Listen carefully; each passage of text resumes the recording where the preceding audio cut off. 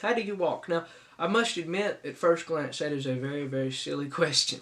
So, well, I walk by putting my left foot in front of my right, and well, I keep doing that over and over and over till I get, to wherever it is that I'm going. Now, you wouldn't be wrong, but in Ephesians chapter 4 and verse 1, Paul says something very interesting. He says, I therefore, the prisoner of the Lord, beseech you to walk worthy of the calling with which you were called. Now that's very similar to what he says in Philippians chapter 1 and verse 27.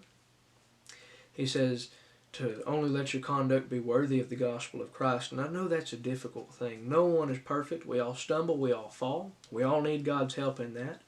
But in verse 2, Paul answers the question of, well, how do I do that? How do I do that?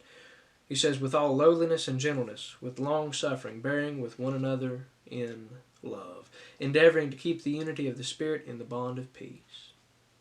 He says here, if you want to walk worthy, if you want to walk in a way that's suiting the gospel of Christ, he says, be lowly, be gentle, be patient, bearing with one another in love. In other words, working with one another, striving side by side with one another. He says in verse 3, endeavoring to keep the unity of the Spirit in the bond of peace.